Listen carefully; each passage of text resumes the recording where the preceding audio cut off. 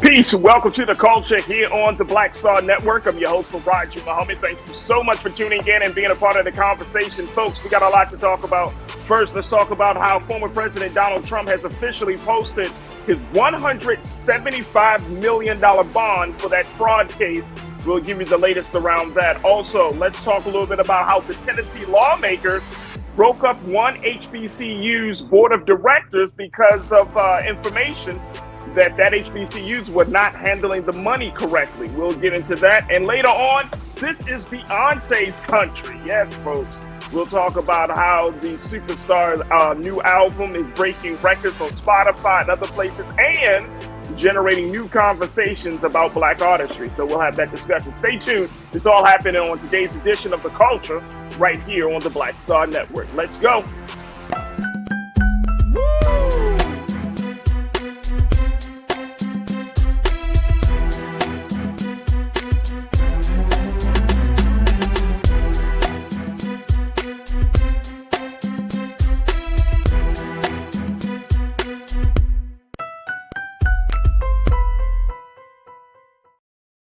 All right, folks, welcome to the culture here on the Black Star Network. I'm your host, Farajii.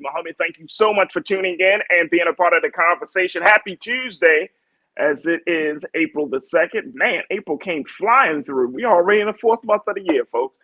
So happy Tuesday. Hopefully your week is starting off on a great note.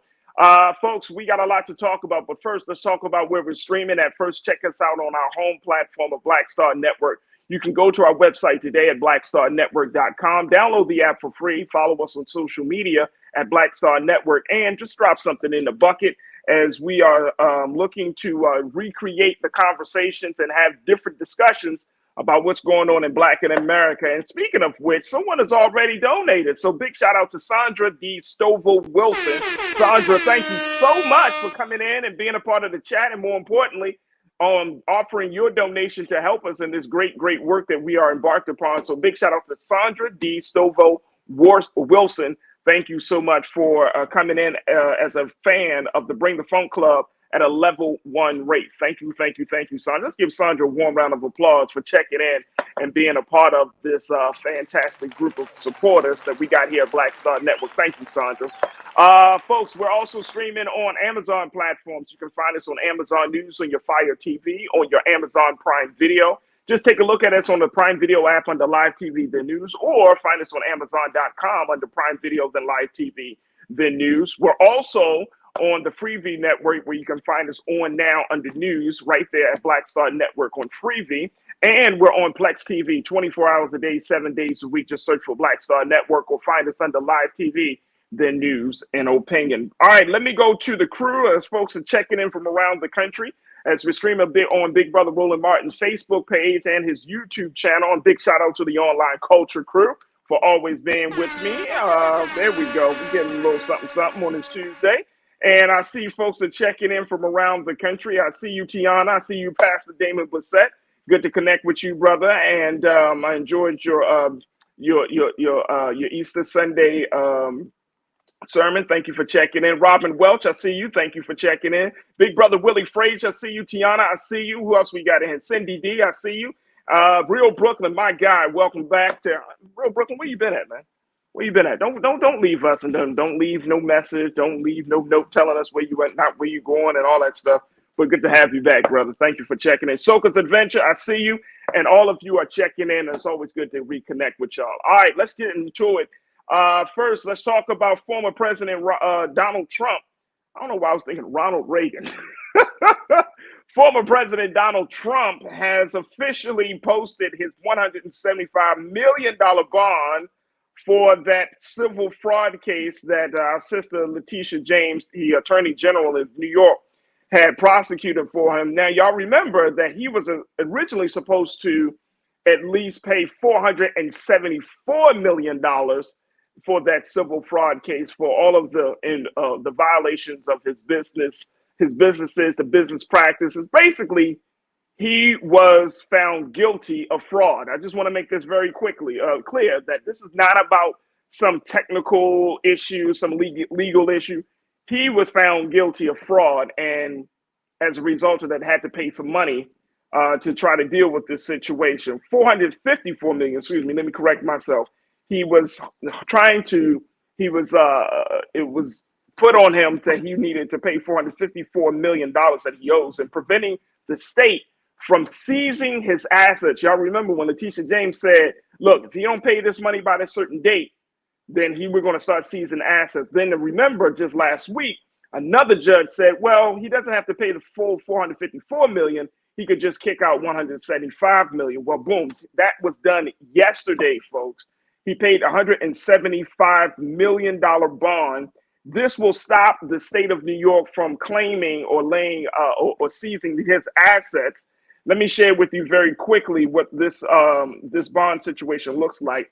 The first one is that this bond Trump is posted with the court now is essentially what they call a placeholder, meant to guarantee payment if the judgment is upheld. If that happens, folks, a presumptive Republican presidential nominee will have to pay the state the whole sum, which grows with daily interest. If Trump wins, he won't have to pay the state anything and will get back the money he has put up now. Isn't that something? Well, he secured the bond through through a company called Knight Specialty Insurance Company. Knight Specialty Insurance Company. Let me share with you a little bit about Knight Specialty Insurance Company. Let's go to quote 2, please. This is the insurance company, which is owned by the privately held Hankey Group, whose chairman told ABC News that he considers himself a Donald Trump supporter. Now, according to Mr. Don Hankey, who serves as the founder, he said, this is what we do at Knight Insurance, and we're happy to be able to accommodate the ex-president in this situation. I'd say it's more of a business decision, but I happen to be a supporter also. So Don Hankey and Knight Specialty Insurance Company has decided to put their support and help Donald Trump in getting out of this little situation that he finds himself in with this security fraud case. Tiana checking in. I wanted to get your thoughts on this real quick before we move on. And I'm loving what I'm seeing already. Who else is? Who we got? Tiana, you say, who keeps saving this fool, man? Somebody is. And this dude. That's all I can say, Tiana. This dude. Who keeps saving him? Y'all remember last week, his lawyers was like, he can't even kick out 454. He don't have the money. Then Trump kept saying, no, I got the money. I got the cash. And according to the Mr. Don Hankey, he said that Trump put up cash. He got to put up a lot of cash on the table, but he put up some collateral as well. And that's how they was able to insure this bond. So he got the money, but he didn't have 454 million. But he was able to find 175 million. But I'm like you, Tiana. Who keeps saving this guy? Woo! Who keeps saving him? That's a great question. Lydia Brown, you say WTF? What the? That's right. Can't don't you wish you had friends like this? You know what I mean? That man, I'm in a $175 million jam, and they're like, oh, don't worry about it, and I'm a supporter of you as well. Now, this is also the same insurance company, folks, that was going to help him with that 454 million. This is the same. They were in negotiations to even help him with that load. But once the judge said, no, you only got to pay $175 million, to prevent your assets from being seized, then the insurance company said, oh, we got this. You got this. We'll make this happen for you. Interesting. Robin Welch, you said that's absolutely crazy. The devil is alive. Isn't this crazy? And it's crazier because just when you thought, oh man, somebody kind of got this guy, 454 million, he's looking at getting his assets seized, then boom, somebody else comes in to the picture. And that's how this situation goes. Like we're starting. I don't have enough time, but this is serious. It's crazy at the same time. It's very, very crazy. So that's the situation with former President Donald Trump. I'm sure he feels a little bit better, feels a little bit vindicated. He's able to kind of like move on. But again, it's still not all as well. You know, it's got to be based upon whether this judge is being helpful. For right now, this is enough money to kind of slow down the process in this civil fraud case. And of course, he got other cases, but as you can see, and of course, also Donald Trump is appealing. So that's the other thing about this particular civil fraud case. He's appealing. So this is sufficient for now until the appeal, or if the appeal happens, and we will keep you certainly updated on that. All right, we got to take a quick pause. When we come forward, let's talk a little bit about what the state of Tennessee is doing to try to, quote unquote, remedy some problems at a HBCU, Tennessee State University. I'm going to check in with my sister Amber Webb Sims, the attorney, co-host of the Brokish podcast, to talk to us about that. Plus, I'm going to get her take on what we saw with this whole $175 million. So stay with us. We still got a lot more to cover in the first half of the culture here on the Black Star Network.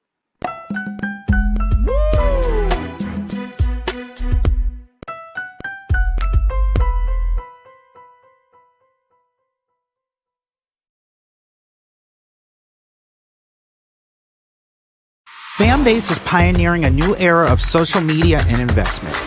This next generation social app has already raised $10 million and has just opened a new round to invest. For details on how to invest, visit startengine.com/fanbase or scan the QR code.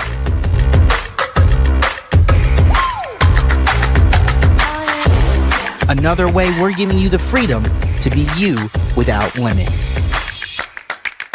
As bad as Trump was, his economy was worse, and Black America felt it the most. He cut health insurance while giving tax breaks to the wealthy and big business. He stoked racial violence, attacked voting rights, and if reelected, vowed to be a dictator and, quote, get revenge. We can't go back. As president, I put money in pockets, creating millions of new jobs, and capped the cost of insulin at $35 a month. There's a lot more to do, but we can do it together. I'm Joe Biden, and I approve this message. Game on. State of the Union 2024. Huge night for President Joe Biden. This was a CBS receipts type of night. He dragged the hell out of the Supreme Court. And he said, y'all gonna see the power of women. Trump's brain is melting as we speak. We want to organize from a place of strength. There's no confusion whatsoever about what they've done and what they plan to do. What Donald Trump is doing is presenting a fallacy. He is convincing them that he's all in it for them, when in fact he's all in it for himself. We do not feel Joe Biden, in spite of the success that have taken place during this administration economically. There are too many things where we do not feel like he's had our back. You should also be investing in the barbershops and the beauty salons and the hookah bars and the folks who are going to the club, and there's a way to actually get them registered because we've done it before. But if you don't have folks who understand that dynamic, then you're missing a big opportunity. So we said we just celebrated. For what? Why don't you go to sell and to celebrate rather than recommit yourself to the fight if the very thing we went to celebrate has been gutted? Republicans did not support a lot of the bills that were necessary to keep the country fluid. You can't only love your country. You guys don't want another $2 trillion tax cut? This was absolutely the knockdown, drag out that we were really waiting. Black voters are the base. They're the most important base of the Democratic Party. There was very few language in this speech. At the time, we see an attack on Black history, attack on DEI. The end of the BLM racial reckoning thing has come to a complete end because there was nothing in this speech for that. Our movement has never been grounded in two-party politics in this country. All of our movements ultimately get co-opted by a state that is anti-Black. They called the old because they knew the way, and they called the young because they were strong. And I believe there is a good combination of that. But we can have ideas and we can have visions and dreams, but we have to have our young people also working beside us because they are strong and they will run that race and they will run it to the end. Activists, organizers, and young people have been pushing this administration to be on the right side of history and to do something about the issues that they care about. While the Ukraine and Palestine are critical issues, they are not the only global issues. Not a single Black person who should ever let it come out their mouth that I'm tired. Because there is somebody else who came before us who didn't stop fighting.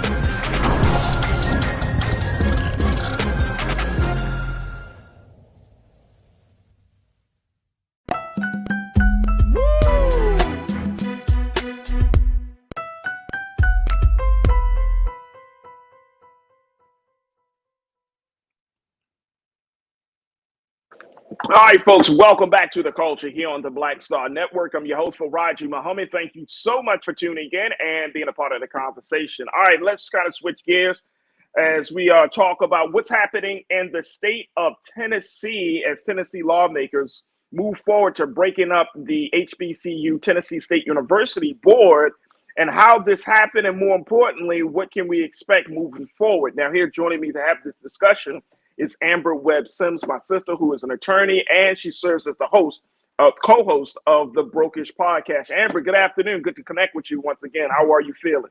Hello, Farajii. I'm great. How are you? I'm good. First, before we jump into this, I want to kind of get your take on what we saw with the former president posting his $175 million bond. This doesn't get him told completely off the hook, but this was a big move. He was able to make it happen. But if it wasn't for that a judge then making that decision, he would still be in dire straits at this point. So what's the likelihood that he is going to be held fully accountable for all of the civil fraud stuff that he was initially prosecuted for? So the purpose of an appeal bond is to keep people from filing frivolous appeals to avoid satisfying a judgment that's been rendered against them. And so it's sort of designed to force litigants to put some skin in the game. Like, if you want to appeal, that's fine, but you're going to put this money up sort of as a collateral of proof that you can actually satisfy the judgment and not that you are just trying to delay.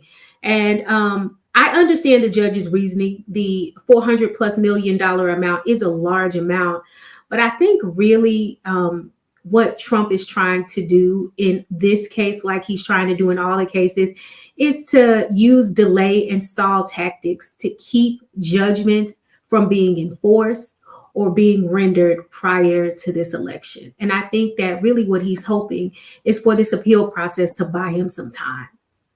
And he's getting the time now. I mean, he's got the support. One of our culture crew members, Amber, and her name Tiana, she's like, how is this? Who keeps helping this guy? Like, how does this keep happening? It seems like there is that moment where you're like, okay, somebody finally got him. And then boom, somebody out the woodwork comes and saves and rescues him. What does that say to you? So this is just plain old greed. This is really not about saving Trump. Bond work is risk work. And so your goal when you put up a bond for somebody is to make a profit, either by the interest you're making during the time it takes for the bond to be paid back to you, or by being able to actually foreclose on the collateral that the bond is standing in the stead of. And so I think that now that Trump is exposed to be a sham, it is very clear that he's highly leveraged. Remember, this is his second bond because he had to take out a $91 million bond to appeal the judgment in the Jean Carroll case. I think the people that are offering this bond are doing so from a place of risk assessment. They think they're going to make some money. And I think that's why they're doing it. Even though the guy who gave him the bond said he's a supporter, he said this is a business decision, but it's also kind of personal because I'm the supporter of the ex-president. Yeah, and I'm sure that has something to do with it as well, because now this is free publicity, this is politics. But at the end of the day, this is about money. This is about money. And so the kind of interest you're making on a $175 million bond, or alternatively, when the value of the underlying collateral exceeds that, you're in a good position. And so I think this was some free publicity for the bond company, but I also think they know that it's good risk. It's good risk. Absolutely. I appreciate you kind of picking your brain around that issue. Let's talk a little bit. We're going to take another quick pause, but when we come back, I got to talk to you, Amber, about Tennessee and what the future of TSU moving forward. So we're going to have that conversation on the other side. Folks, join us in the discussion. Post your comments as we're streaming now on Big Brother Roland Martin's Facebook page, as well as his YouTube channel. Just join us in the chat with the illustrious culture crew. I would love to hear what you got to say about this story. So stay with us. It's The Culture here on the Black Star Network.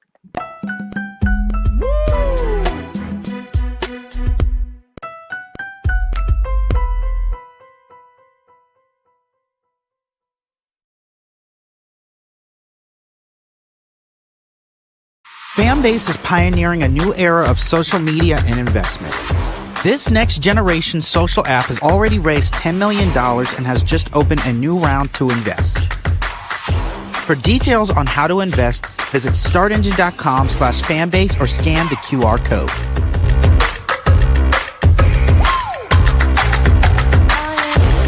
Another way we're giving you the freedom to be you without limits. As bad as Trump was, his economy was worse, and Black America felt it the most. He cut health insurance while giving tax breaks to the wealthy and big business. As president, I put money in pockets and capped the cost of insulin at $35 a month. There's a lot more to do, but we can do it together. I need you to scream for your new beginning. 5, 4, 3, 2.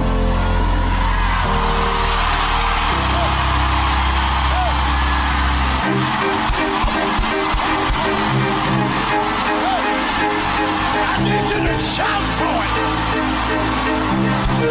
I need you to shout for it. It won't always be like this. Sooner or later, it's gonna work in your brother's favor, in your sister's favor.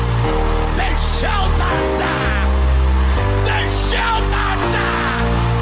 They shall not die. I want you to embrace somebody and tell them welcome to the greatest season of your life. Hug somebody, welcome.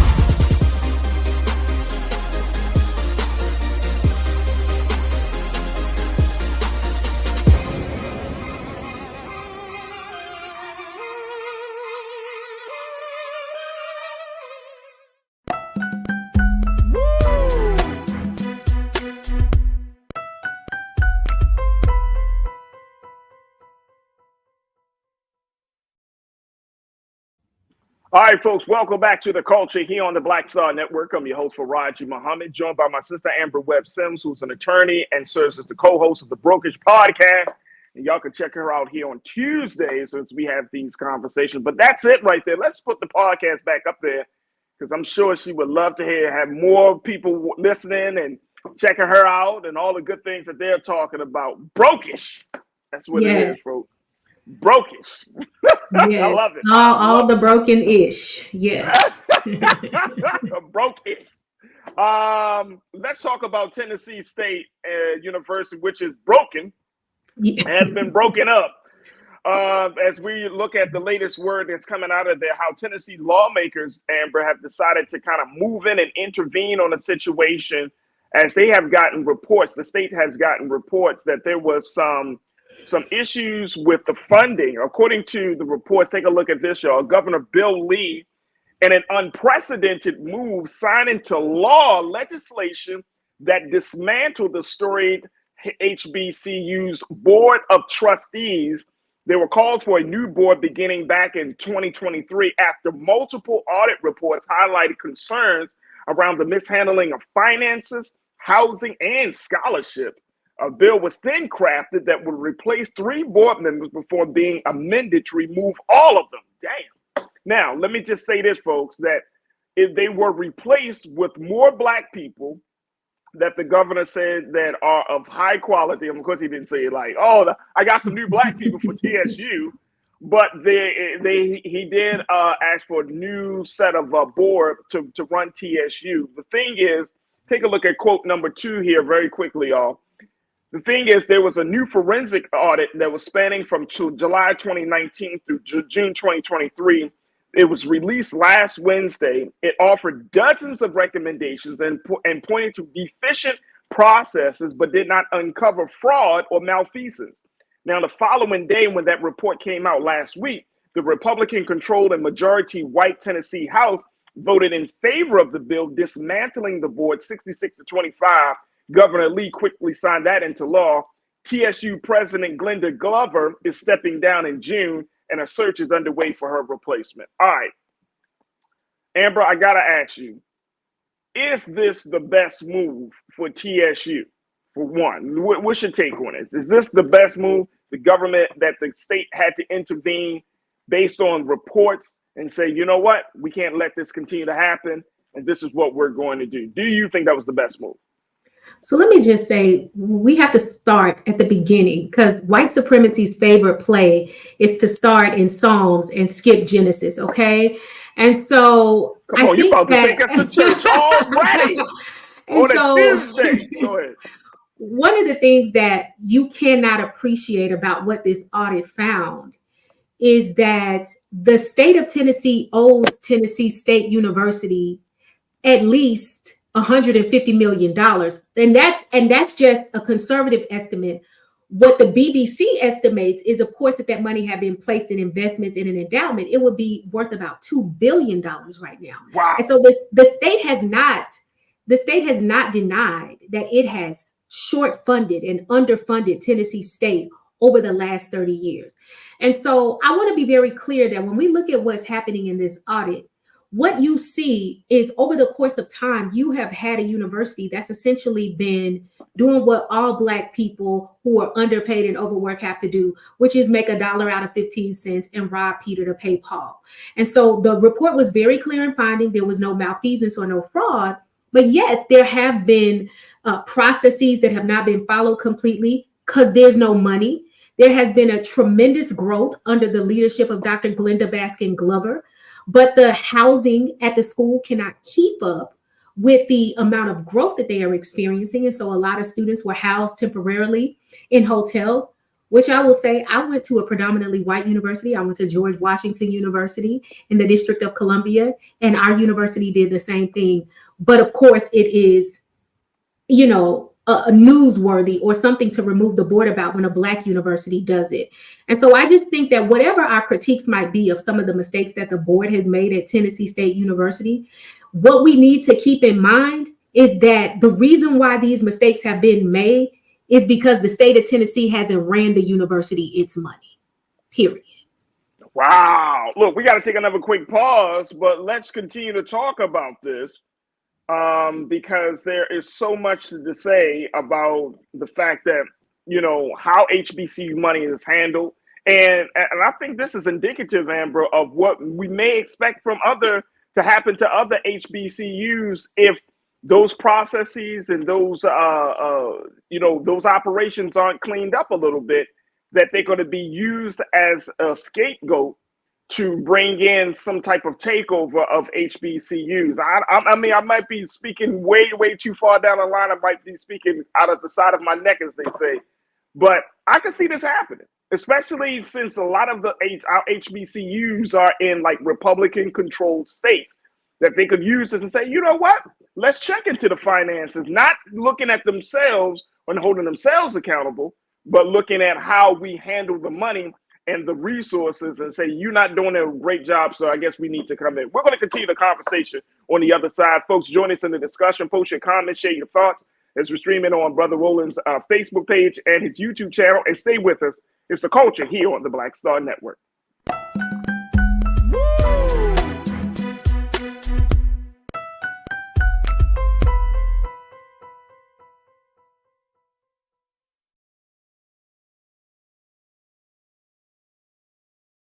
Fanbase is pioneering a new era of social media and investment. This next generation social app has already raised $10 million and has just opened a new round to invest. For details on how to invest, visit startengine.com/fanbase or scan the QR code.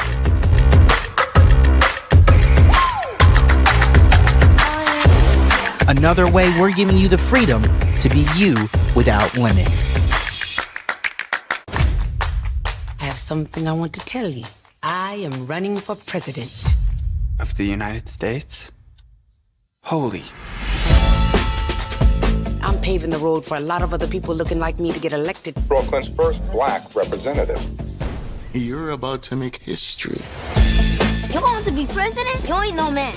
Maybe we should find your mother. All you got is your one vote. You sound just like every other politician. Do I look like every other politician? Truly, you can't win. And why can't I win? I have an opportunity to make a difference. This isn't a campaign. It's a joke. The only thing anybody's gonna remember is that there were a bunch of black folks who made fools of themselves. I'll kill you! See too much suffering. And I don't know how to not try. We're living it proud. think I'm special. I just want to remind people what's possible. We need something that's going to make some noise. The Black Panthers and Shirley Chisholm. It's like thunder and lightning. I'm going to force all the politicians to be held accountable. You gonna do all that? School teacher from Brooklyn. Harriet was just a slave. Rosa was just a domestic. What is it you do for a living again?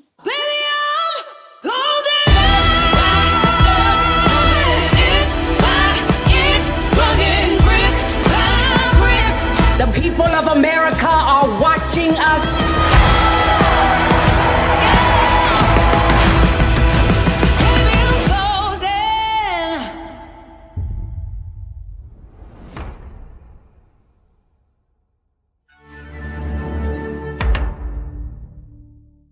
Black Star Network is here. Oh, no punch! I'm real revolutionary right now. Thank you for being the voice of Black America. All momentum we have now, we have to keep this going. The video looks phenomenal. See, there's a difference between Black Star Network and black-owned media and something like CNN. You can't be black-owned media and be scared. It's time to be smart. Bring your eyeballs home. You dig?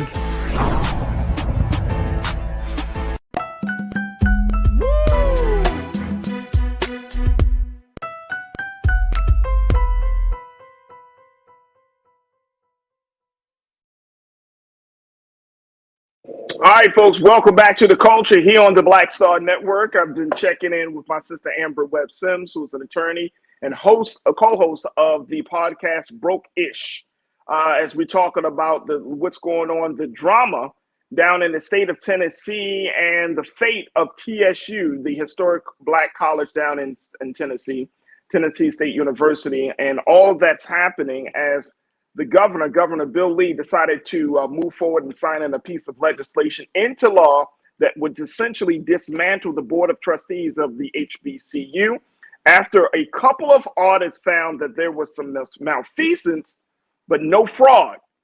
And Amber, you were making a point that this happens sometimes because given the fact that, you have schools that, well, let's say HBCUs, when they experience some growth and some changes, and there's a lot of good things that are potentially happening for that HBCU. The state is still overseeing this whole thing, and if the state don't put the proper resources to provide the support for that growth, creating or expanding the infrastructure to handle that growth, then there are going to be some problems. And that's what we're seeing with TSU right now, that there are some accounting problems, and all of these things are happening. The governor said, hey, we're going to try to do something, but this is not unusual for an HBCU to be in, is it? Not at all. And I will tell you this, I just want to clear up one thing. Ironically, the audit found there was no malfeasance or fraud. It just found accounting irregularities. And so I want to be, very clear that it is grossly unfair and incredibly racist for the state of Tennessee to point their fingers at the Board of Trustees at Tennessee State University and talk to them about what they should or should not be doing when the state is admittedly withheld hundreds of millions of dollars over the years and over the history of the university that could have and should have been going to address these problems. For example, the legislator took issue with Dr. Glenda Baskin Glover for awarding scholarships and for increasing the growth when there was no housing. And it's like, so are you upset with her for doing exactly what a university president is supposed to do, which is to attract top talent, retain students, and grow the university? Or should you be upset with yourself that the $250 million that you have finally allocated towards building campus buildings is a day late and $1 short? And so again, that's why I say we have to not start in the middle of the story, and we have to resist this play out of the white supremacy handbook of looking at Black people and telling us what we shoulda, coulda, and woulda done without acknowledging what happened to put us in the positions that we were in. So how did we handle that as Black folks in the country, right? Like how do we, when we see this type of move being made and this type of play taken, what can Black folks do? Your everyday average Black person in the state of Tennessee or even in other parts of the country, what type of move what type of recourse can we take? Whether it's legal recourse, political recourse, what kind of action can we take?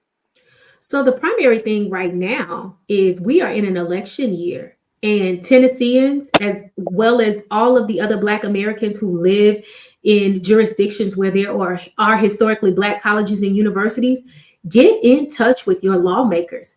Ask them about the funding to HBCUs in your state, what they are doing to support it, what they are doing to make sure HBCUs are getting the monies that are actually allocated to them. And when we find out that historically that has not happened, what are you doing to push forward reparations to put these universities in the same place or in the same position as equally situated, predominantly white campuses in the state?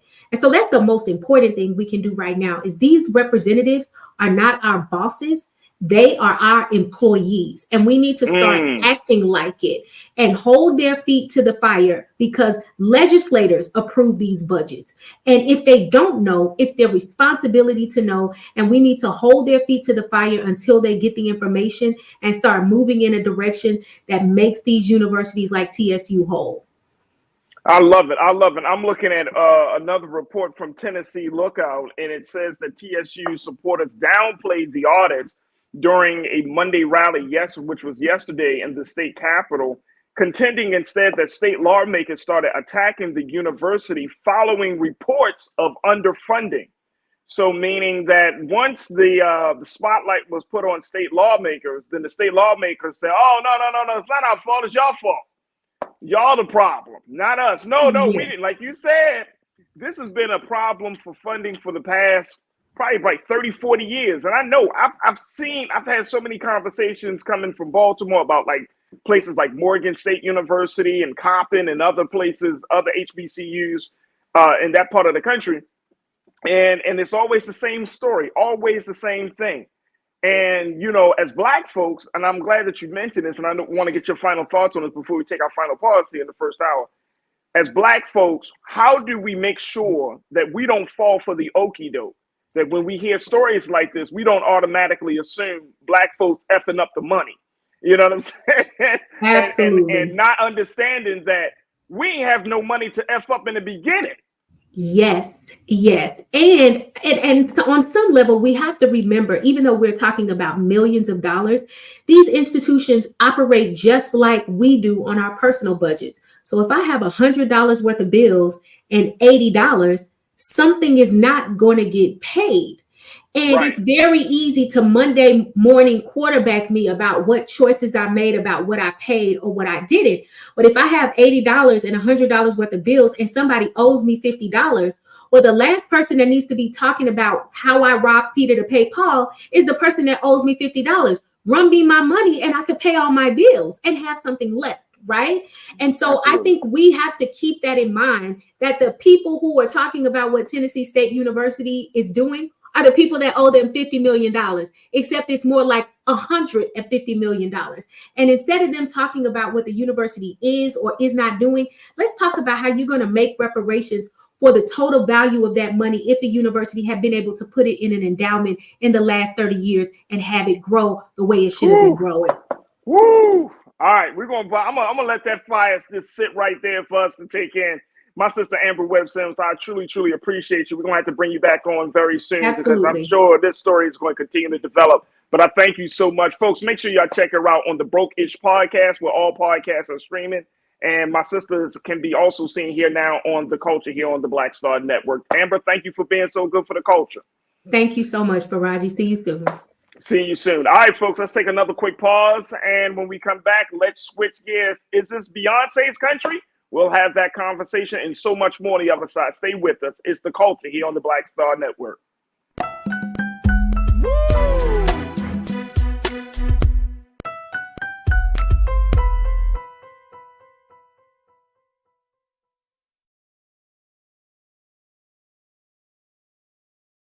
Fanbase is pioneering a new era of social media and investment. This next generation social app has already raised $10 million and has just opened a new round to invest. For details on how to invest, visit startengine.com/fanbase or scan the QR code.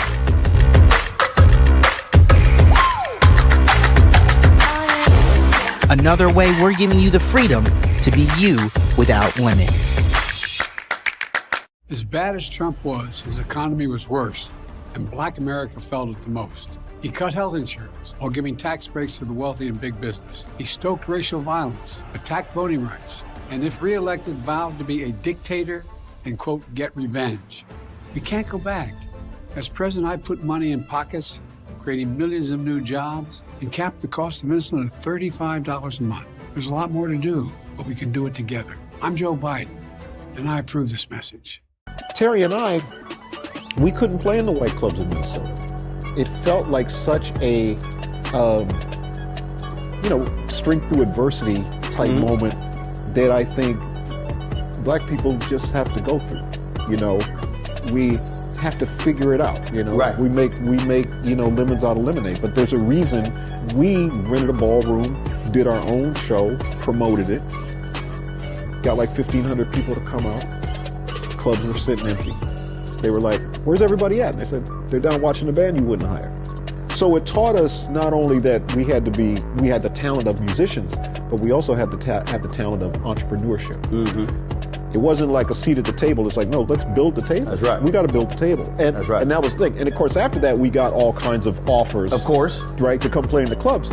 But we didn't do it. We said, "No, we good." No, we're good. We're good. And that's what put us on a path of national. And of course, when Prince made it, then it was like, okay, we see it can be done.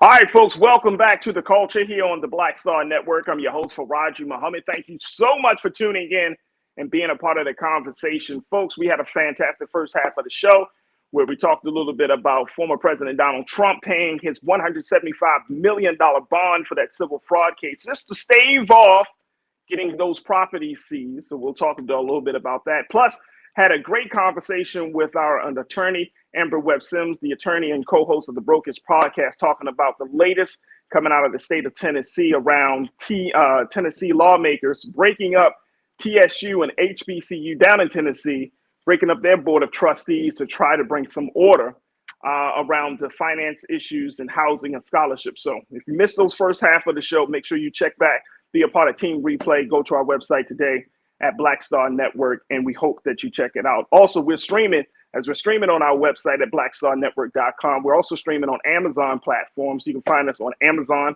on your Fire TV, also, as well as on Amazon Prime Video. Take a look at that. You can find us on the Prime Video app under Live TV, The News, or find us on Amazon.com under Prime Video, then Live TV, The News. We're also on the Freevee Network, where you can find us on now under News for Black Star Network, and on Plex TV, 24 hours a day, 7 days a week. Just find us on a Live TV, The News, and Opinion. And we are also streaming on Big Brother Roland Martin's social media pages. So you can find us on his Facebook page as well as his YouTube channel. And in the chat, that's where you will find the illustrious Culture crew, those folks who would check in each and every day, part of the conversation. Big shout out to the crew on the X platform, on Facebook, and of course on YouTube. And I appreciate y'all for being a part of the show today. All right, let's talk a little bit about, let's switch gears a little bit, folks. Let's talk about something that folks have been discussing, a more cultural conversation, but it's a conversation that I felt like we needed to have in light of everything else that's been happening musically and artistically, especially when it talks about Black music culture. We're talking about Beyonce. Her latest album, Cowboy Carter, has officially dropped, and it has sparked a number of different discussions about everything from Black artistry to Black folks in country music and the history. And she also paid homage, paid some honor to those who paved the way for country music, from everyone from Dolly Parton to Willie Nelson to the great Linda Martell. And she also has a track on there called Blackbird, which is a Beatles remake of a song that the Beatles made in dedication to the Little Rock Nine. I did not know that. So we'll talk a little bit about that. We want you to join us in the conversation. But first, let me check in with my sister, Tasha Love, who is a radio DJ and cultural analyst, to give us the latest around this particular album. Tasha, good to connect with you once again. How you feeling today? Wait a minute, you on mute, Tasha. Hold on, Tasha. You on mute? Are you on mute? Is that me? Wait a minute. Yeah, you talking, but we can't hear you. I know. Hi. Listen, I am so excited to talk to you, the whole crew. First of all, let me start by saying Amber is amazing. And cheers. I was over here blown away. And as an alumnus from Morris Brown College, the Rising Phoenix, I really just think it's such an important topic. And of course, there's always the culture covers it. And I'm just so thankful that you are. Oh, yeah. Oh, absolutely. I appreciate that. Did you find, I know we were going to talk about Beyonce in a moment, but I want to get your take now. Did you find that this type of issue was coming up with Morris Brown and other HBCUs at the time you were in college? Well, right as I was getting ready to graduate at Morris Brown, there were rumors coming that we were about to lose accreditation. And so since with us going through that process, it was quite scary because we were coming out with degrees, but where they weren't anything. And then when you really look at the largest donors, you know, they go to Morehouse, Spelman, and CAU. Morris Brown is the first college to be founded by Blacks, for Blacks, by slaves. Morris Brown was a former slave. That's why I chose to go to the school after leaving, New York. I mean, it was just important that I went to a school that was just founded on such incredible morals. Like, I'm a Brownite to the day I die. And so anytime there's a culture, and now that we're back and we do have accreditation again, it's just really important to acknowledge those schools that have fallen, because I remember when Morris Brown lost it, everybody was, looking at us as though it were shameful, when actually it was a cry for help to save such a historic school. And now to see other schools going through that process, it is extremely humbling. And I just want to thank our current president for bringing us back. Yeah, he put a lot of money back into HBCUs. We know that, and one of our culture crew members, Cindy D, she just said that. She said, the vice president has been, of course, the vice president, an alumni of Howard University, but she has been very vocal about support for HBCUs. And I'm not getting, very quickly before we take our next pause, I'm not concerned about the support from like the president of the White House, oddly enough. I'm not concerned about that. I think that has already been communicated and they got the message there. So that's why they put literally like billions of dollars into helping HBCUs. My concern is us. My concern is the alumni and just folks, everyday Black folks in this country, right? Because I feel like there's still such a small number of Black folks that are like HBCU all in and stuff like that. I didn't go to an HBCU, but that's because at the time I made a decision based on what I wanted to study, not necessarily like, oh, I wanted to be in the culture and the blah, blah, blah. So, but I still think it's so important that Black folks who don't even go to HBCUs to still be a part of the conversation on how to make HBCUs better, how to make sure that they are funded. Like, we should all be in the fight to support HBCUs. Now, the other thing is making sure, and we can't do this. Folks that work within HBCUs can only do this. Making sure that they have the systems and the processes in place to handle that. Because if you want all Black folks to, or our children or our great-grandchildren or our nieces and nephews to go to HBCUs, y'all say, well, we need to support HBCUs. And then when we get there, you got housing problems, you got scholarship problems, you got, you know what I'm saying? You got all types of issues and infrastructure. You can't handle the growth of HBCUs. Then how about we put a pause on recruitment? Let's work on making sure that the buildings are in foundations, make sure that the money is straight, like y'all got the necessary process. Make sure that the administrative side of things is straight before we start getting into this large recruitment. Because what's the point?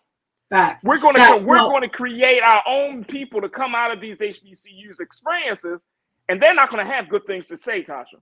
Well, you know what is so poignant about what you just said is that I just watched Roland Martin live where he was talking at the town hall about it at the church when he was in Tennessee.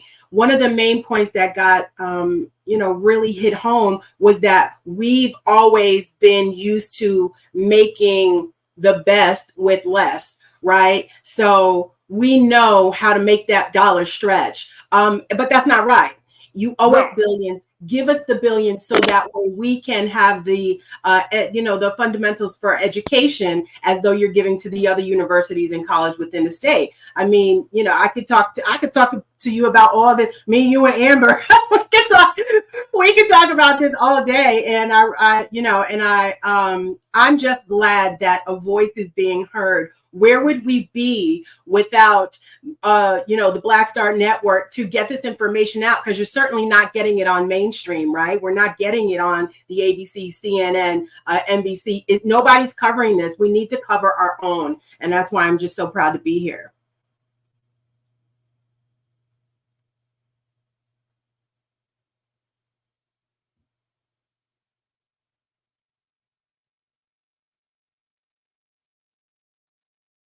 I think you might be muted this time. I don't think it's me. I think it's you. I can't hear you.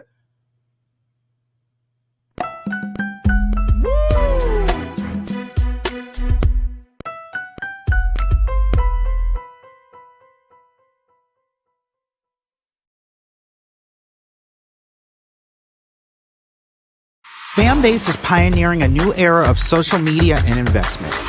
This next generation social app has already raised $10 million and has just opened a new round to invest. For details on how to invest, visit startengine.com/fanbase or scan the QR code.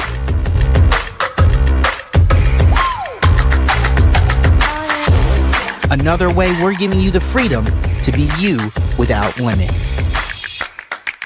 As bad as Trump was, his economy was worse, and Black America felt it the most. He cut health insurance while giving tax breaks to the wealthy and big business. As president, I put money in pockets and capped the cost of insulin at $35 a month. There's a lot more to do, but we can do it together. When you talk about blackness and what happens in black culture, we're about covering these things that matter to us, speaking to our issues and concerns. This is a genuine people-powered movement. There's a lot of stuff that we're not getting. You get it, and you spread the word. We wish to plead our own cause, too long have others spoken for us. We cannot tell our own story if we can't pay for it. This is about covering us. Invest in black-owned media. Your dollars matter.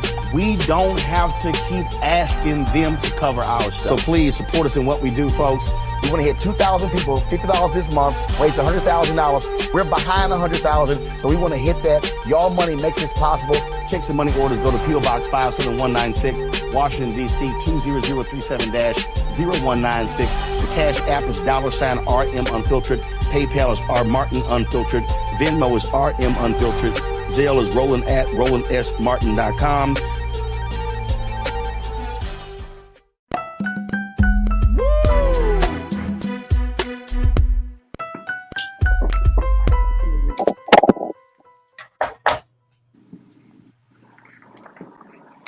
All right, folks, welcome back to The Culture here on the Black Star Network. I'm your host, Farajii Muhammad. Hopefully we get the technical difficulties taken care of.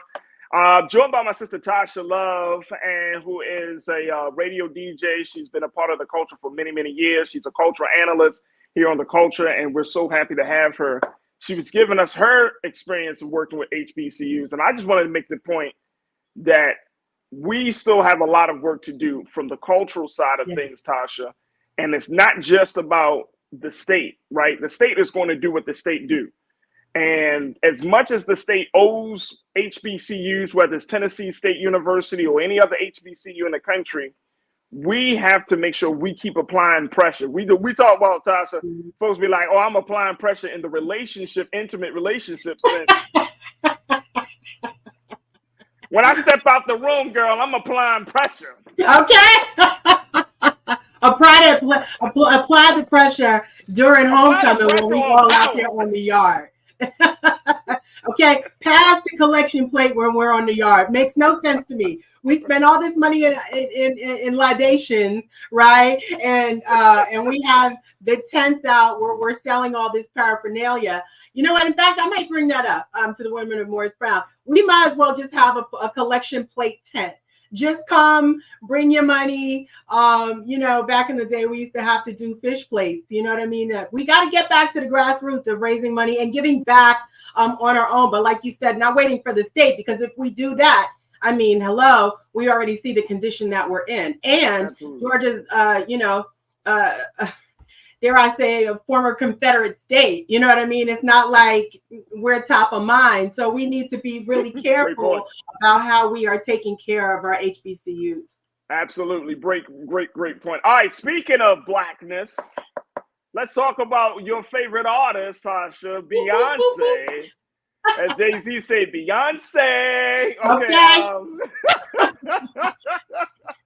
This is Beyonce's country. Now, she had warned us that this is not a complete country album. Yeah. This is a Beyonce's album. This is what she had said herself when she made that IG post a few days before the album release. So for folks who was expecting to hear, you know what I'm saying, like straight country, you might get a little different thing. But the one thing that she did do, and there was a lot of talk about how she was going to approach this subject matter and really start to bend the genre, is that she made sure that she paid homage to a number of artists and those voices that paved the way for even her to come out and to do this in the way that she did it. All right, let's talk a little bit more about it. First and foremost, she paid homage to one of the great Black country music pioneers, great artist.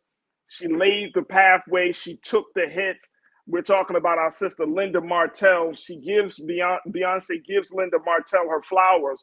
And a lot of folks saying that there's no other voice, there's no other presence that truly shaped this album, Cowboy Carter, like Linda Martell. If you're not familiar with the great history of Linda Martell, folks, she was a Black country artist, a Black woman. She's still alive today, a beautiful sister. She was the first solo Black woman country artist to play the famed Grand Ole Opry. That's the picture of our sister, Linda Martell. She was the first Black woman to play the Grand Ole Opry. And so one of the album tracks is called The Linda Martell Show, which is an intro to the song Ya Ya. And she appears on the track with Beyonce, as well as the song Spaghetti. Linda Martell, she's 82 years old, long history in country music. A lot of folks don't know who she is. They're not familiar with her vocals. So now, because Beyonce put her out there, bringing her history back up, she's opened the door for people to learn about Linda Martell. What's your take on that? My take on it is what a beautiful tribute, right? Because here you have Linda, who has been ignored basically by an industry that she's been in for decades. And here we have Beyonce. It's so funny. When I thought about this word earlier today, dare I say, a music freedom fighter. When I was talking to you, when I was preparing for the show all just over the weekend and stuff, that's exactly what I thought of when I started learning about more and more Black country artists who are not mad at Beyonce for making Cowboy Carter. They're actually really appreciative because now, since Beyonce has come in with Cowboy Carter, she's the first Black woman to hit the top of the charts with a #1 single. But I say freedom fighter, and I say, there's levels to the game, right? So it's fair to say that the Country Music Awards really pissed Beyonce off. And I think their reaction to her singing with the Chicks was, they were all offended. So, they made her feel that way. And so here she is coming in, kicking the door. Little did we know it was 8 years that this project has been in motion. But they hurt her. And I think it's okay to say she was hurt. And she was hurt. She was angry. She was plotting it all through. And so the first thing that she said was, I needed to go and research the history. And that's how she found Miss Linda. So I think that it was bold. I think that it was about time. It's overdue. And I say that this is the way that the country music platform gives Miss Linda her props. Then that's what we need to do. We need to recognize those who came before us as we do within our own culture. Bravo. Oh yeah. Oh yeah, I absolutely agree. And it's a Beyonce, it's a beautiful tribute to a woman who took so many hits, right? To just tell her story through country music, right? It's a beautiful tribute. And you know, at first, I'm gonna be honest with you, Tasha, I didn't know how Beyonce was going to approach this, right? But after listening to the album a little bit, I'm like, okay, I'm feeling this. This is Beyonce's country music album. That's right. You still hear her vocals and you still hear her spin on it, but then there's definitely, like in certain tracks, you can hear the influences, you can hear the inspirations of a Linda Martell, you can hear the inspirations of a Dolly Parton. Now, the thing is, and we're going to take a quick pause, but I want to kind of, as we talk about this for Black artistry, because I think because of the allegations around Diddy, and we're starting to see more and more conversation about how hip hop is, how much good is hip hop really good for us at this point, and just in terms of Black artistry, do you think that this is going to create some different conversation about us bending the genres a little bit and us telling our stories a little bit? Do you expect more artists to be in a space where they're going to like, okay, let me spill over into this genre, let me go into this place, because I'm not just one type of person. I have other talents. I want to use my other skill sets to make sure that I get my music, my expression out there. So I want to give you an opportunity to answer that on the other side. Folks, I want you to join us in the conversation. So we're talking about Beyonce. This is Beyonce's country, talking about her album, talking more about the impact of the album on Black music culture, and so much more. Stay with us. It's The Culture here on the Black Star Network.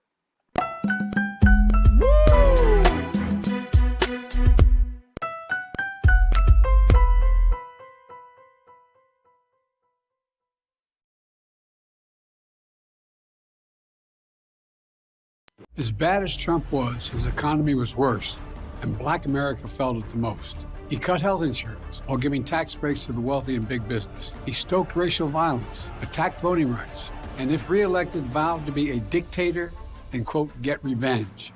We can't go back.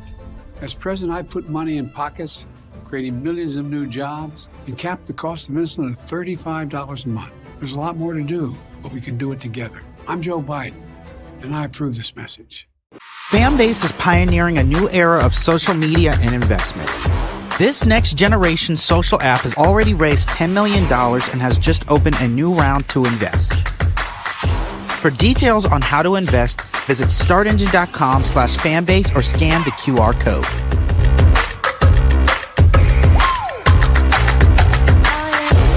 Another way we're giving you the freedom to be you without limits.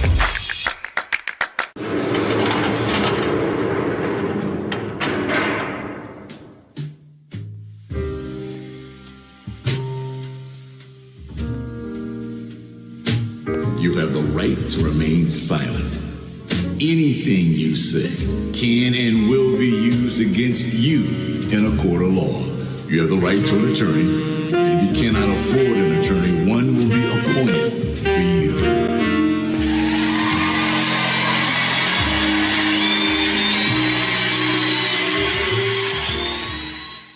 When you talk about blackness and what happens in Black culture, we're about covering these things that matter to us, speaking to our issues and concerns. This is a genuine people-powered movement. There's a lot of stuff that we're not getting. You get it, and you spread the word. We wish to plead our own cause. Too long have others spoken for us. We cannot tell our own story if we can't pay for it. This is about covering us. Invest in Black-owned media. Your dollars matter. We don't have to keep asking them to cover our stuff. So please support us in what we do, folks. We want to hit 2,000 people, $50 this month, raise $100,000. We're behind 100,000, so we want to hit that. Y'all money makes this possible. Check some money orders. Go to P.O. Box 57196, Washington, D.C. 20037-0196. The Cash App is $RM Unfiltered. PayPal is R Martin Unfiltered. Venmo is RM Unfiltered. Zelle is Roland@RolandSMartin.com.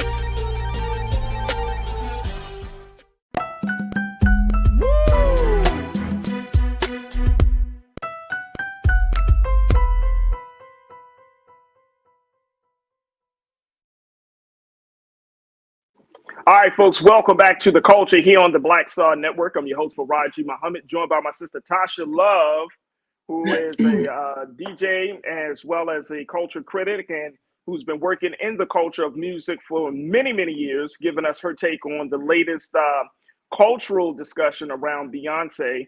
And as we talk about this is Beyonce's country, and more importantly, talking about what Beyonce's new project, Cowboy Carter, is bringing to the game, and more importantly, to the culture. There she is, riding the white horse. But Tasha, you know, why are you laughing? Why are you laughing? The other song popped in my head when you said that. Oh, it was the other song that popped into my head. Hip hop people will get that, but yeah, don't worry about me. But when we were this is talking why about, we get along so well, because you and I are on the same vibe. We were talking about how Beyonce paid her tribute, gave the flowers to country great and pioneer Linda Martell. But I wanted to kind of get a sense from you, with her paying homage to a Black country pioneer like Linda, do you think it's going to open up the doors for us to have some different conversation about how our stories are told, that we're not going to be confined to any particular genre? I saw Jean-Baptiste, who posted or who said that he's happy that Beyonce is moving forward on creating an album that dismantles the genre machine. And you've worked in radio, you understand why genres were created, that it's a way for us to categorize and kind of quantify certain things. But are we at that time where we do need to start to dismantle the genre machine and kind of just make music however we feel like it? What's your take on that? You know what? I think that's a fantastic question. And I think that, yeah, it's about time. Do I think it's going to happen instantaneously? Sorry about that. No, I don't. But what I do think is that it opens the door for additional conversation. Is there, like they say, Rome wasn't built in a day. Radio is even more difficult to crack through, because radio is built on sales and it is built on demographics and audience. The thing about the country music genre is that they put up a barricade on something that we created. But there was a categorization that happened, back in previous times of radio days, as they say, where it was race records. They categorized Black people, white people, Latino music, all according to race. And so that's why you have the Black music charts, you have the country music charts. The thing about this that is so interesting with Beyonce is that Beyonce is not the first country artist to hit the genre, right? We've got so many artists, Black artists that have come before her. But again, as I said, they're all excited that she's there, because it is bringing, it's shining a light on those particular artists. T-Pain even is a writer for country music. And one of the things that he said was, I don't even put my name on a record anymore. I just get the check. I don't even put my name on it anymore because of the racism that I deal with and the comments that I get. We don't want that. And I liken what Miss Linda went through back then when she was performing at the Grand Ole Opry, to what Beyonce went through on the CMAs. Now, she had it worse. But back then, she couldn't even stay in the same hotels that she wanted to, because, they weren't allowing Black people into those hotels. It's really sad that this is something that we have to reclaim our own music. But don't we do that anyway? When Kid Rock comes over and he raps on his record, or he put out a hit record, a country music album, and he's rhyming on it, we don't say get out of here with that. It just doesn't fit our genre. And so what's so annoying is that they can cross over, but they telling us we can't go to where we came from. I don't understand that part. I liken this album that Beyonce has done, and she's right, it is not a country album. It is a Beyonce album, because she's put she puts a spin on it that's so hard. From Tyrant, even the cut she did with Miley Cyrus. I mean, these are even Blackbird, where she went and got, you know, the top recording artists, the top female recording artists that are doing country, Black females that are doing those records now. But I liken this to a line in the sand that she's drawn with the gatekeepers of country music, telling Black people that they don't have access. I imagine her rolling up, is what I said on a post. I imagine her rolling up, you know, to the Mason-Dixon line in a lowrider with her middle finger up, like, I'm coming and I'm bringing my crew. All the Black cowboys were all coming. She's been hinting that she's been doing this for 8 years. We didn't know about it. She's been handling this very well. If you look at her 2021 Adidas line, it's all dedicated to Black country attire. She's not the first. She's not going to be the last. Thank God she's not going to be the last, because. But she's going to be. She's one of the biggest. She is the biggest. I mean, she's the biggest artist. Yeah. To come into the space, and like you said, to put a huge spotlight on it, and it shows, and it's showing. Let me just share this very quickly before we take our next pause. New data from Spotify. Rolling Stone just did a piece about this. They just released this one piece yesterday where they said that Dolly Parton, Linda Martell, Willie Nelson, Spotify numbers skyrocket thanks to Beyonce. They're showing that new data from Spotify shows that Linda Martell, her LP from 1970 called Color Me Country, the first major country album released by a Black woman, saw an increase of nearly 127,000% in catalog Spotify streams over this weekend. Her track Bad Case of the Blues saw a nearly 1,200% jump in streams as well. Spotify also highlighted the people who discovered Linda Martell's music for the first time following B's album. The country legend had an uptick of 1,145% of first-time listeners on the platform over the weekend. And so that just goes to show you. Let's go talk about Dolly Parton. Dolly Parton got her moment on Cowboy Carter. She also was with Beyonce. She shared her flowers with Dolly Parton. Of course, Beyonce reimagined her version of Jolene. She gave Dolly Parton all of the writing credits for Jolene for that one. We saw an uptick in that for Dolly Parton. She saw an uptick on Spotify from her 2013 version of From Here to the Moon and Back featuring Parton, which saw a 4,800% jump. Dolly Parton's solo classic Family Bible also saw an increase of 890%. I mean, she's putting money in the pockets of people. Yes. Who created the genre. Yes, not only that. I mean, she is, that's the B effect right there. That's Queen B doing it. I was just about to say that is the B effect. And, you know, the beautiful thing about this is that other Black artists are being recognized. But just like you said, see, that's the right thing to do, right? When somebody introduces you into something, you acknowledge them, but then you go in and you make your own path. So kudos to her on what she did with Jolene. I love it. And I love what she did with Willie Nelson. I also love what she did with Miley Cyrus. I will tell you that I'm a huge fan of the album. And I'm looking forward to see what it does for the rest of the culture, not just for Beyonce. Listen, I think that we'll get mixes of country music from her, but this is not her lane. She's not going to stay here. She came to prod that horse.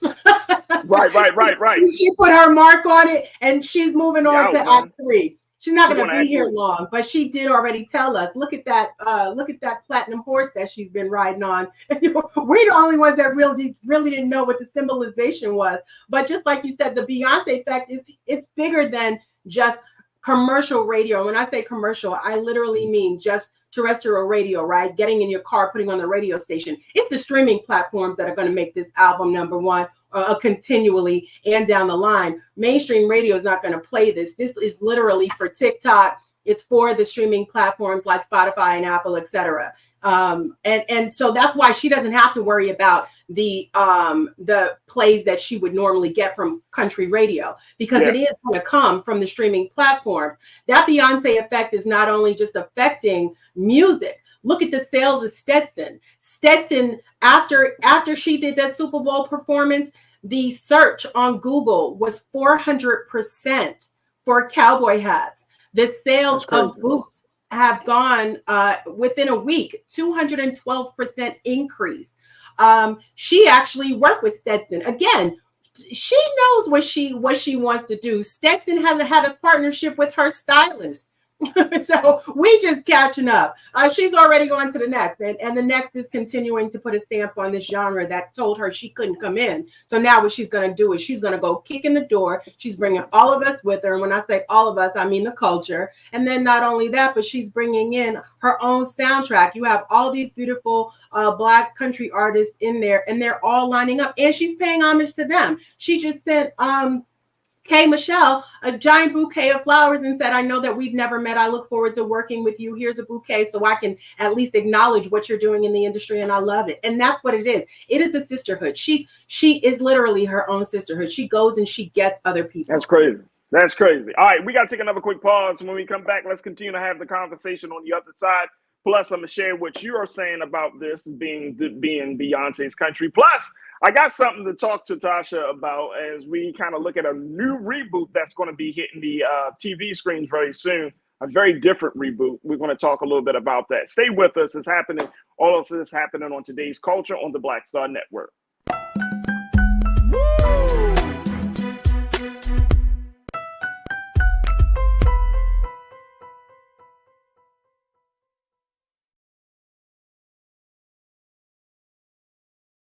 As bad as Trump was, his economy was worse, and Black America felt it the most. He cut health insurance while giving tax breaks to the wealthy and big business. As president, I put money in pockets and capped the cost of insulin at $35 a month. There's a lot more to do, but we can do it together. Fanbase is pioneering a new era of social media and investment. This next generation social app has already raised $10 million and has just opened a new round to invest. For details on how to invest, visit startengine.com/fanbase or scan the QR code.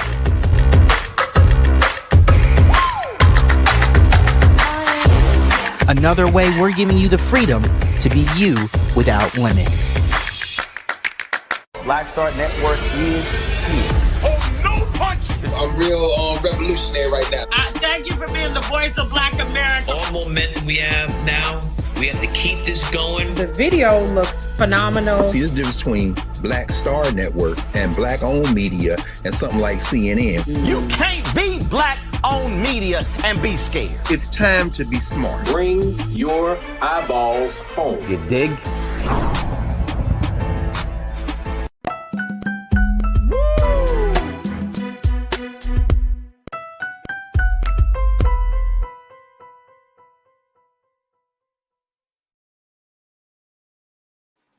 All right, folks, welcome back to The Culture here on the Black Star Network. I'm your host, Farajii Muhammad, joined by my sister, Tasha Love, culture analyst, and she is a longtime, DJ, as well as one of the great voices within the Black music culture. And she joins us here on The Culture periodically. We're going to have to give her a little segment, a little slice of this time pie here on The Culture as we talk about these things. But we're talking about Beyonce's latest album, Cowboy Carter, talking about the musical artistry of Beyonce, and more importantly, the impact that this album is having on the conversations about everything from Black country music to breaking genres. And I want to get some of the voices in here from our online culture crew that have been checking in. Corinna, my sister, you said I would have liked to see Mickey Guyton on a song with me, but still a great album. I like that. That's a great idea. Great idea. She probably would have gotten Mickey Guyton, but maybe it was a time thing. But no, that's a great point. Great point. Thank you, Corinna. Cindy D, you say country is a combination of rock, blues, and gospel. Ray Charles sung all three. Absolutely. Absolutely. Mingly Natasha Surge, you say she wants to win Album of the Year award because mainstream keeps snubbing her. What's your take on that part of the conversation, Tasha? You think that's what she's trying to do right now? Or I think that she makes a valid point when she says that. But you know what? If you're not gonna give it to her in a genre that she actually deserved it in, and let's be clear, you know, I like Beyonce. I'm not necessarily part of the Beehive. I say that meaning I don't eat, sleep, and breathe, but I can appreciate her music. And there are some records that I love there, but I love her talent. And I think that her work ethic speaks volumes over a lot of artists that we have coming out today. Now, with that said, this particular album is most important, and it does, in my opinion, where it stands right now, on April 2nd, what it does deserve album of the year, right? However, I know that Taylor Swift got an album coming out next week. What are the Swifties gonna do? What you know? Is it gonna have a pop of country music in there? I don't know. I don't know who else is on the line. But I will say this: Beyonce, with this particular Beyonce country album, she has woken up country music in her own culture, and she is educating the country music genre of their own, because clearly they didn't even realize the work that we put in. You know, we are so vital to the culture, and that translation gets lost when they don't know who's writing these number one hits for country music artists. Beyonce, what she did with this particular album is she highlighted not only Black country artists, she's also sharing the mic with Stevie Wonder, Rihanna Gibbons, who played the banjo on Texas Hold'em. And she reminded me, once we started talking more about where the banjo came from, which we know came over from Africa, my grandparents used to have the banjo lesson over the fireplace in the den where I grew up in White Plains, New York. And I did not make the connection until this conversation started happening. And that was many moons ago. Well, that's true. That's a great point. That's a great point. Go ahead. I'm sorry. Go ahead. I got a question for you. We're growing up with all these hints around us of a culture that we almost definitely are a part of, but has somehow gotten erased. And isn't that what they're doing anyway with diversity, education, and inclusivity? Like, that's what they're trying to do. They're trying to erase our history. And if nobody's going to stand up and do it, we know a musician that will, because it's going to live on. The young TikTokers, the young music lovers, they're going to hear it and they're going to start to ask questions. And that is what we need for the culture.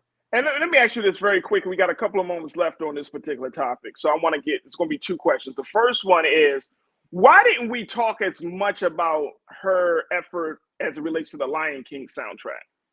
Because on the Lion King, I went back and listened to some of the songs. And if y'all remember when Beyonce dropped that Lion King, first they had the movie soundtrack, obviously the live action movie, but then the actual, then she put out an album as an accompaniment to the Lion King, which it was her and Jay-Z and a number of other artists, and the album's called The Lion King, The Gift.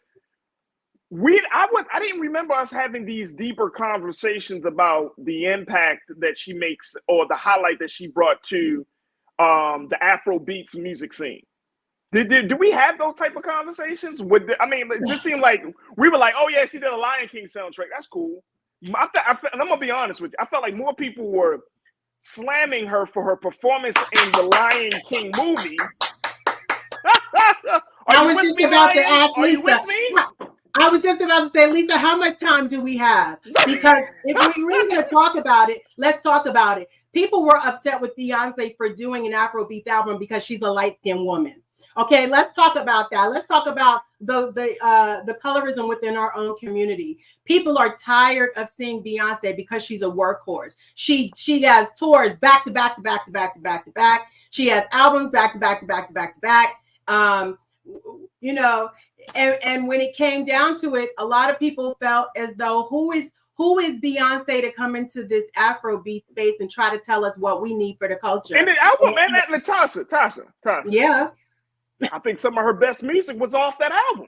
It was off the album, and not only that, but look, I got a song with her and Jay-Z. Oh my gosh, man, he had a verse that was killer. I was like, damn, boy, like this dude is like fine wine. He don't get old, right? Well, what did she say? She said, "Let me upgrade you." They know what it is. They know what it is. It is really a science. It is a method to her madness that some of us are going to get it and some of it are not. Some of us are going to like it, some of us are not. And if you don't, if it's not for you, guess what? You have a slew of other artists that you can easily fall into. Yeah. Okay. Absolutely. We can either talk about getting history or we can city girl it to death. You know what I mean? Let me ask you this though. Let me ask you this, because I think this is the other part of it. When you're using Beyonce, and this is outside of music, and this is because there is a number of, and I've been reading a number of different articles, think pieces from Black women who are saying that they are tired of being confined and using Beyonce as like the backdrop of a Black woman who is stepping out of her comfort zone, stepping out of her confined space, stepping out of the expectations of the culture and society. Black women are writing and expressing, saying that, you know what, we're tired of being confined, especially in the workplace or in politics and all of this. Do you think that with her dropping this particular album, it might be a big stretch, but I'm gonna pose the question, that even with her dropping the album, that it pushes Black women, the plight, the struggle, the desire of Black women to be seen as a multifaceted person? Do you think this album pushes Black women into that space, or what? What do you see that happening? We've always been here. That's just the thing. I think all she's doing is shining a light on the fact that we're here because she is a world star. According to Billboard magazine and a lot of the music industry execs, they liken the Beyonce coming around every once in a blue moon. She, I've heard her being compared to Michael Jackson, and it's not necessarily the work more so than her work ethic. The Dixie Chick said it, or the Chick said it. There is no work ethic like her. And I'm going to tell you this. I was the first to bring her to Atlanta on a large stage for a radio station, or one of my radio station events. And that's back when Destiny's Child was there, when she was a part of the group. And when I tell you, to see the growth from then to now, it's incomparable. Like you can't even compare the two. She has literally morphed into a workhorse. Her dedication to the craft is incredible. She did sound check. She doesn't leave. She does the entire show for her sound check. Whereas I have artists that come in and do sound check for 15 minutes and they like, okay, I'm good. Then when the sound messes up in the end, it's like, right, but you should have stayed. Like, what's your work ethic? But again, just to answer your question, we've always been here. What she did for country music was she said, here are all of the artists. Here's the spotlight.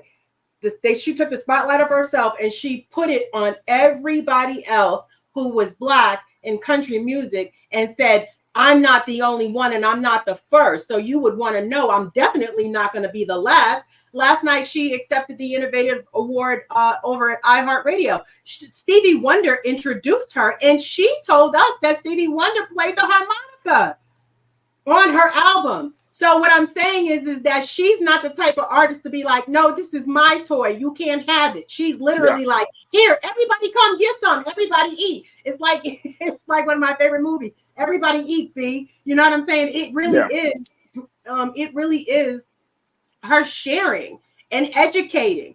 I get that some people don't like Beyonce, and that's all well and good, but we do have to look at what she's done for the culture, and we cannot ignore that she is an innovator. She is a mover and shaker. She's an educator, whether we like her or not.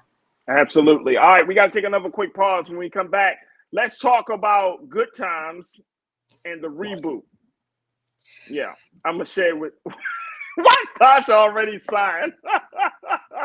We'll talk about it. Stay with us. It's the culture here on the Black Star Network.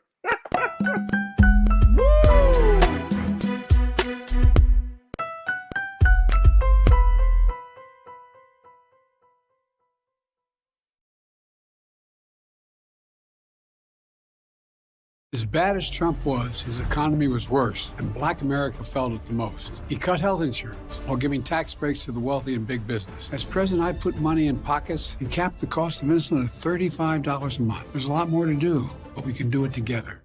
Fanbase is pioneering a new era of social media and investment. This next generation social app has already raised $10 million and has just opened a new round to invest. For details on how to invest, visit startengine.com/fanbase or scan the QR code.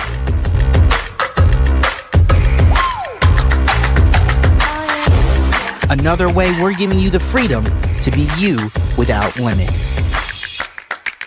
Black Star Network is here.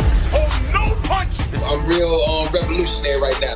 Thank you for being the voice of Black America. All momentum we have now, we have to keep this going. The video looks phenomenal. See, there's a difference between Black Star Network and black-owned media and something like CNN. You can't be Black-owned media and be scared. It's time to be smart. Bring your eyeballs home. You dig?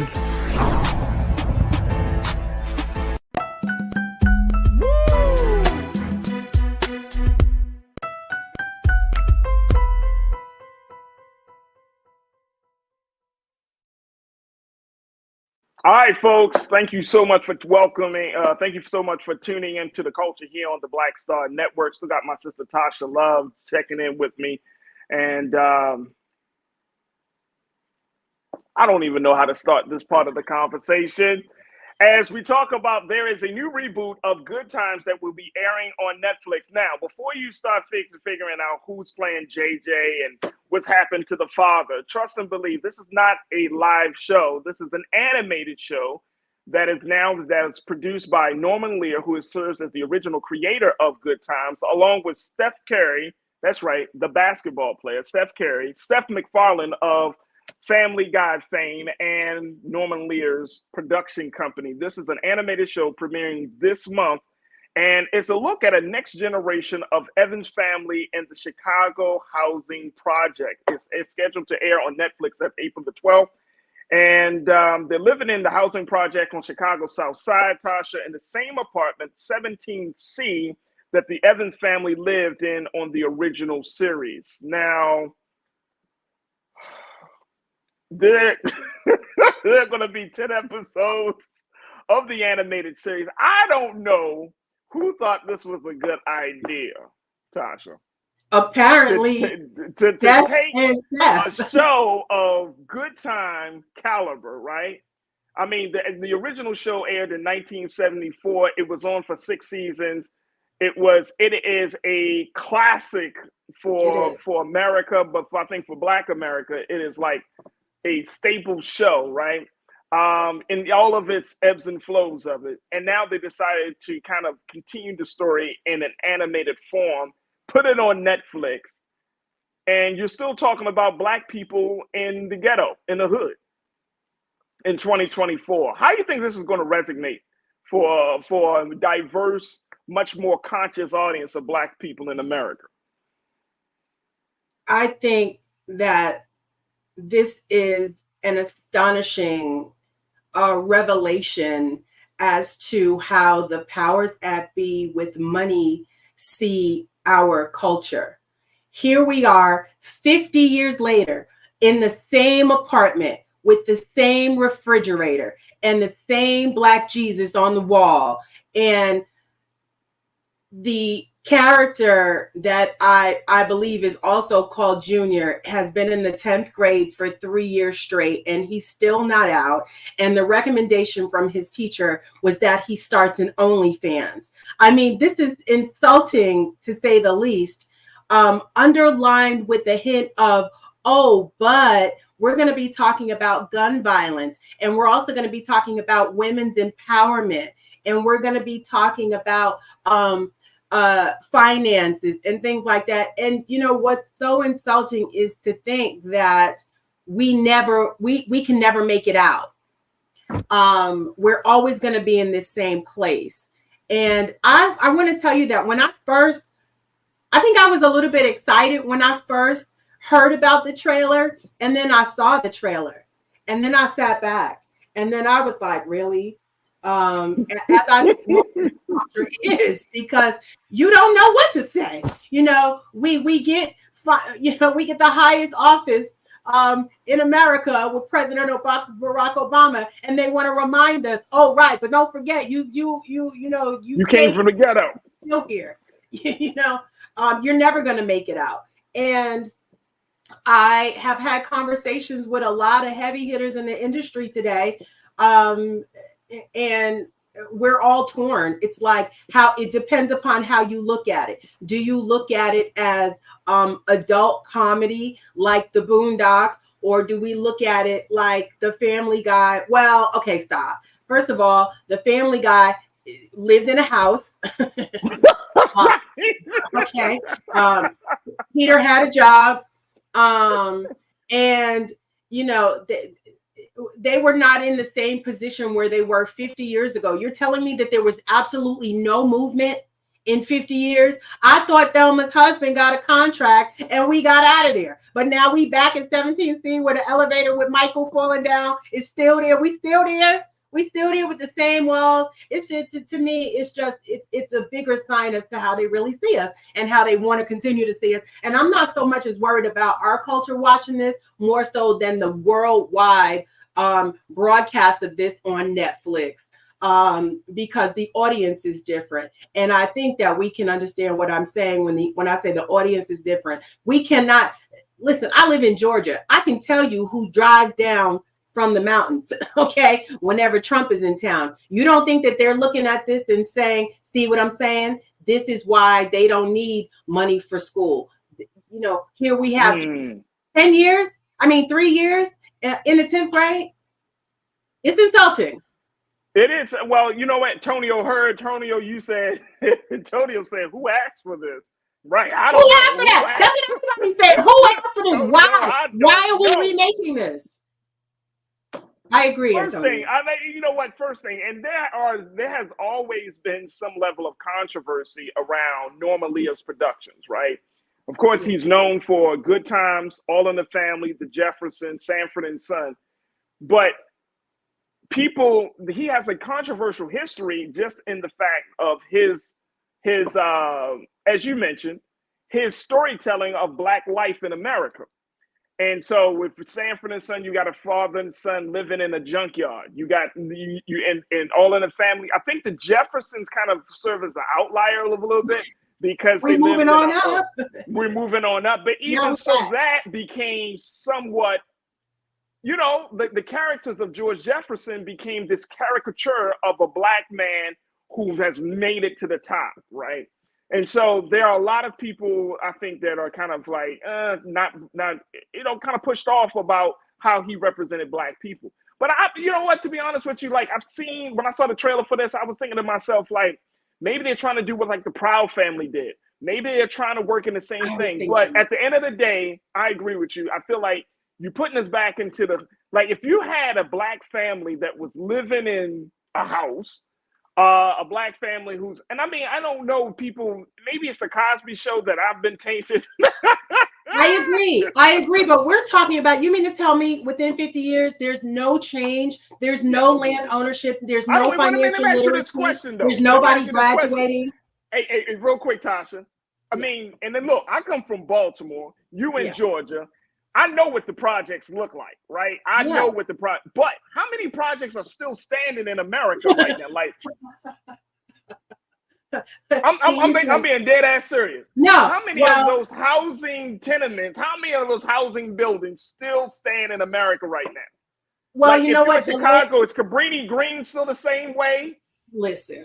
If you in New York, the land is so valuable. The land is so valuable that they have been tearing them down to rebuild for condominiums and the regentrification of it all. Let's just keep it real. The one land that where they put us is now so valuable that they're moving us out. But in our minds, we're still trapped in the same way. Because think about it, just like we're connected to our phones and we're connected to the TVs, that's whatever we take in is what develops like a seed. And the unfortunate thing about this is not just the junior who is again in the 10th grade for the third year, But then they have a strip scene, a stripper pole scene. They have a gun shooting. They have gun violence. I think the mother gets involved in politics. I really want to mark this off and say this is something that I'm not going to watch, but I'm hoping that there is a line that that they are going to cross to flip the narrative. I'm hoping that this trailer is just to get us disgusted and talking about it, so that way the ratings are actually up there high. And what do you make of Steph? And what do you make, Tasha? Very quickly, what do you make of Steph Curry being behind this? I guess we don't have enough time. You don't want it with me right now. This is not a slam dunk right now, in my opinion, but I do want to watch it to see more. This is not all nets, Steph Curry. This is not all nets, sir. This is not all nets. Oyen, you said now, are we supposed to act like the ghetto don't exist? No, the ghetto exists, Oyen. Nobody's saying that. Nobody's saying that. But That's we have to keep going back to the ghetto? Do we have to keep going back to the ghetto? Like, is our story, and I'm saying Black life in America is more than just our pain and struggle. Why can't we do, I mean, there are so many other stories that we can highlight. There are so many elements of Black life that we can highlight. We don't have to keep going back. And we don't seem to think, if this is an animated form, that means our children are going to be more appealed drawn to it. Yes. Than the adults, right? Just like the Proud Family, just like in other places. So if our children say, damn, a Black family in a ghetto in 17C, and they're just continuing to live life in public housing, what are we putting into our children's minds? All right, we got 30 seconds, Tasha. Go ahead. I saw a really interesting quote that says, this is another minstrel show. So far, we've had baby kids. You know, this is almost like been there, done that. Gotcha. So at what point in time do we make an animation show, an animated show where we have the president with his kids living in the White House? Thankfully, we've got Luda and DTP's Karma's World. You know, we've got other influences that we could go to, but this is attractive. It was attractive to me visually, and I think that we need to be more responsible. There it is right there. My sister Tasha Love, culture critic, DJ, radio DJ. She's been a part of the industry, one of our industry greats executives in the Black music community for many years down in Atlanta. And I'm always happy to have my sister on. Tasha will certainly bring you back on to have more cultural conversation. But thank you for being so good for the culture, Tasha. Thank you for having me. I appreciate you. Absolutely. All right, folks, that's going to do it for me. I thank each and every one of you for being a part of the conversation. Make sure y'all do your due diligence. Go to our website today at blackstarnetwork.com. Download the app for free. Follow us on social media. Also, make sure you follow me, yours truly, Farajii Muhammad. You can find me on at the Real Farajii on Instagram and at Farajii on the X platform. And I would love to connect with you as we continue to build the community online. All right. Stay tuned. Up next at 6 p.m. Roland Martin Unfiltered. As always, never be afraid to challenge what's wrong. Stand for what's right while being yourself in the process. God willing, we will talk tomorrow for another exciting edition of The Culture right here, only here, exclusively here on the Black Star Network. Have a great evening. Talk to you soon. Peace.